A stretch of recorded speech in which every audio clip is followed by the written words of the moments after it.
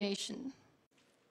There are some people in the world who fight an unseen battle within themselves 24/7 with a big smile on their face. They never cry, they never crip, they never whine. I call such people warriors because these people know the art of living life, and they're way better than those people who just exist in the world. 6.5 years back, I met a car accident. I was traveling from Balochistan to my hometown, Rahimia Khan. The driver slept, and the car fell in the ditch. As a result of that incident, I sustained multiple injuries. The list is a bit long, don't get scared. Radius ulna of right arm were fractured. Shoulder bone and collarbone were fractured. Lungs and liver were badly injured. The whole rib cage was fractured. But the injury that changed my life and my personality completely was the spinal cord injury. 3 vertebrae of my backbone were completely crushed. It took us an hour or so to find an ambulance in Balochistan. All the effort went in vain because we couldn't find an ambulance. So I was thrown in the back of a Potohar Jeep, and I was rushed to the nearby hospital. In that Jeep, I realized that half of the body was fractured and half was paralyzed. We were rushed to the nearby hospital. There we came to know there was no first aid. I was kicked out. Then I went to another hospital in my hometown where doctors said, "Take her away, we cannot operate her." And I was like, "Why?" And they were like, "We don't have equipment, you will die someday, you go." I was kicked out again. But I finally ended up in a comparatively better hospital in Karachi. Luckily, I wasn't kicked out. Probably that's why I'm alive. So I stayed in that hospital for 2.5 months. I underwent 3 major, 2 minor surgeries. The doctors have put a lot of metal in my arm, a lot of metal in my backbone. So I feel more like an iron lady now. But those 2.5 months that I spent in the hospital were dreadful. I was in severe pain, both physically and psychologically. Many people left. Very close ones. The ones who were supposed to stay with me were the ones who left me when I needed them the most. I was devastated. Life was completely pointless, aimless, colorless. I was tired of wearing the white scrubs, looking at the white walls, doing nothing, sitting idle. I really didn't want to live. But then I realized that instead of crying for the people who were not meant to be with me, and for the legs which I have lost, I have people around me who want to see me alive. I have so much to be grateful for. So let's stop cribbing, stop whining, because it's pointless. The best decision that I took in my entire life was the painting that I made in the hospital with a deformed hand. That's how I added colors in my colorless life. That's how this adversity helped me in exploring an artist in me. That's how this art kept me alive through this whole journey. Then I was moved to Islamabad. I stayed in my room on the bed, confined for 2 years, because I developed multiple pressure ulcers and a variety of infections and allergies. Now, this whole traumatic journey of 2 years and 2.5 months being bedridden, doing nothing, the only thing that kept me alive was art. What a beautiful medium art is, that without uttering a single word, you express yourself. What a beautiful escape it was. But the day I sat on the wheelchair for the first time, I was a completely different person. I still remember that I looked at myself in the mirror and I said, "You cannot wait for a miracle to come and make you walk. You cannot wait for the stem cell treatment because it's very expensive. You cannot wait and sit in the corner of the room crying and begging for mercy because people don't have time." So the only thing that I could do was to accept myself the way I was. The sooner, the better. That's what I did.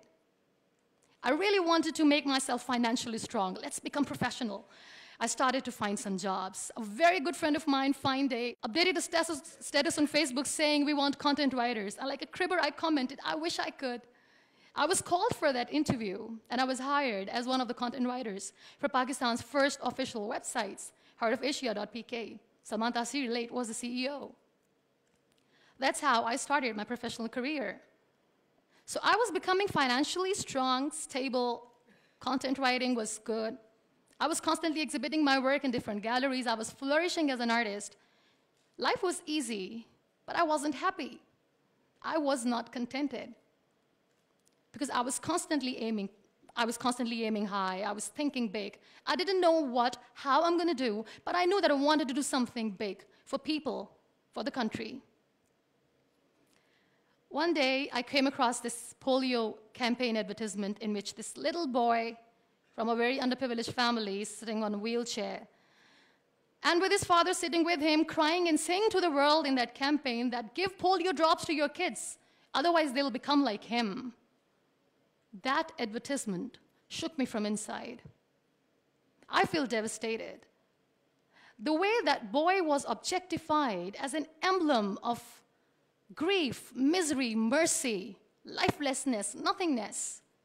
Such a wrong picture which was being portrayed in media about the persons with disabilities. That's what we are called. That was the day when I decided that I have to change the perception of the people about being on wheelchair. Because being on wheelchair, you can still face the world with a big smile on your face and you can tell the world that you're happy the way you are. No one has right to objectify us as an emblem of misery or mercy.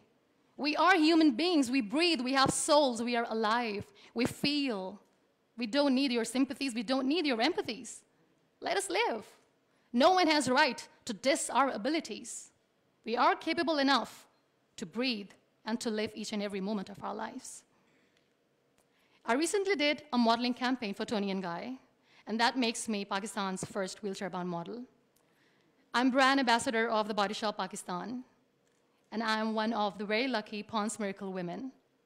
It's always good to know that there are very few wheelchair-bound artists in the world, and I'm proud to be one, being a Pakistani, trying to preserve the ethnic jewels of the country in the paintings adorned by very graceful, strong, and powerful Pakistani women, which I paint.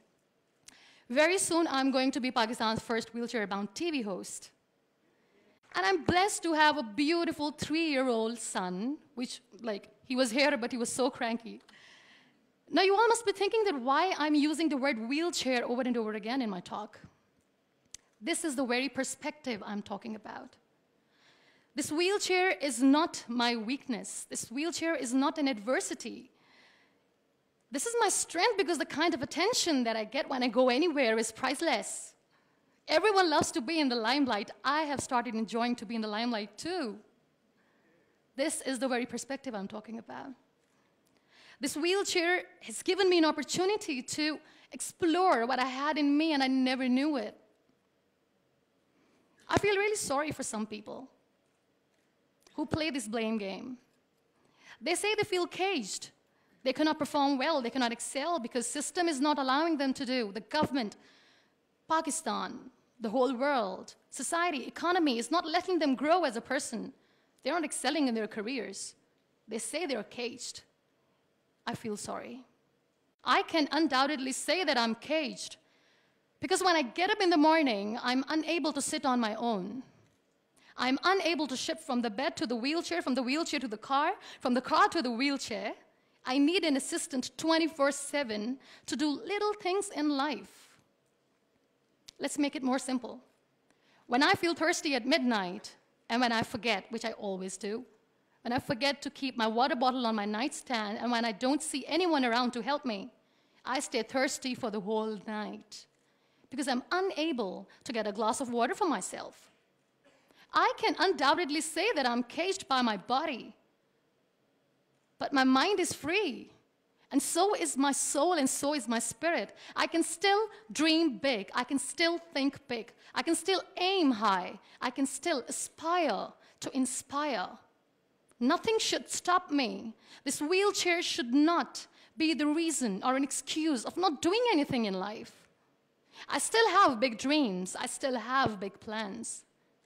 And I still have to work on that. Be grateful for what you have. And trust me, you will always end up having more. And if you'll cry and if you'll crib for the little things in your life, you will never, ever have enough. You want to excel? You want to grow? You want to be powerful and passionate and great professionals?